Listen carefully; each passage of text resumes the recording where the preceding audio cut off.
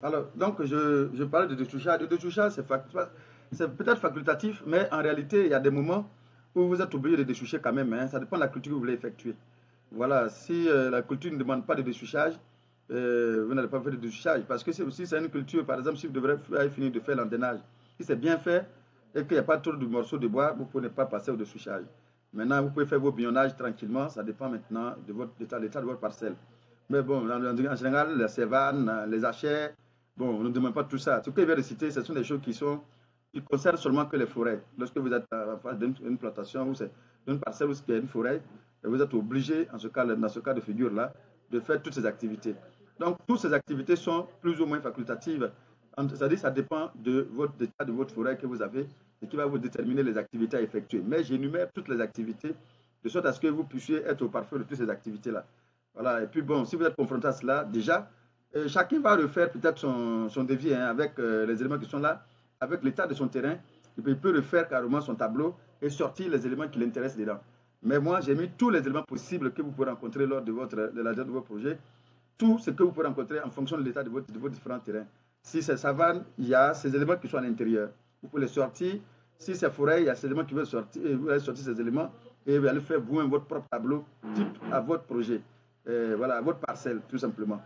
Le piquetage, c'est très important. Ça vous permet d'identifier, de marketer le dispositif déjà où vous allez faire vos planches, où vous allez faire vos bions, enfin, ça vous permet de faire tout ça. Mais parfois, on peut aller de 15 000 à 25 000, 30 000, ça dépend de là où vous êtes.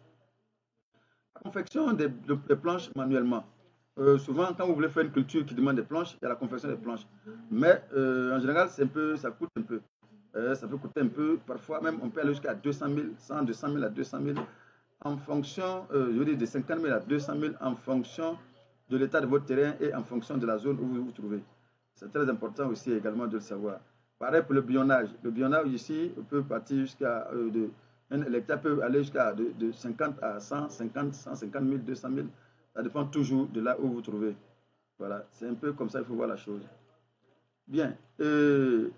On va parler maintenant, si ici on parle de premier labour. Le premier labour, c'est là, si on parle maintenant, si on a une jachère par exemple, et qu'on doit faire de labour, tout simplement, là, les machines, le plus souvent, les gars vont te prendre 70 000, de 50 à 70 000, voire même 80 000, ça dépend aussi de la zone. Mais parfois, ils vont vous demander de payer, si le tracteur n'est pas dans la zone, ils vont vous demander de payer le déplacement des tracteurs. Tout ça, c'est ce qui va faire que ça va coûter un peu plus. Sinon, si sur le terrain, on prend entre 70 000 à 80 000 francs, bien 50 000 à 80 000 francs, c'est ce qu'ils vont prendre. Bon, les zones où c'est savane, où vous avez labouré avec les herbes, on va faire un traitement herbicide. En général, il faut prévoir 4 litres par hectare à raison de 8 000 francs, peut-être de 7 000 à 8 000 francs. Hein, aujourd'hui, on a d'autres qui parlent de 5 000 francs le litre, 8 000 francs le litre, 7 500 francs le kilo, 8 000 francs le kilo, ça dépend maintenant de vous, de là où vous vous trouvez. Mais seulement, il faut prévoir au moins 4 sachets ou bien 4 litres, hein, pour ce travail-là. Le deuxième labour, en réalité, on appelle qui va venir casser les mottes de terre. Quand vous venez casser les mottes de terre, il faut prévoir aussi un deuxième labour pour venir faire ce travail-là. Bon, en général, il faut prévoir encore les 70 000 francs. Hein, bon, en général, entre 50 à 70 000 francs pour le deuxième labour, et tout simplement. Maintenant, après ça, et quand on va le faire, on va le passer dedans, il y a des herbes qui sont enfouies dans le sol qui vont sortir. Il faut faire le deuxième traitement phytosanitaire pour éliminer catégoriquement et totalement tous ces herbes-là. Et du coup, vous allez voir qu'après ça, voilà, vous allez voir que le terrain est opérationnel maintenant pour faire vos sillons. Vous allez procéder aux sillons et faire vos traçages de sillons, bien évidemment. Quand vous faites tracer vos sillons, vous allez plus bien évidemment, hein, voilà, vous commencez à faire vos piquetages tout simplement et votre repiquage tout simplement. Voilà. Donc ici, ça, vous faites vos semis directs, soit vous faites vos repiquages. Donc tout ça, ça dépend maintenant de vous, ça dépend maintenant de l'état de votre terrain tout simplement. Alors voir que ici, j'ai mis ça deux fois.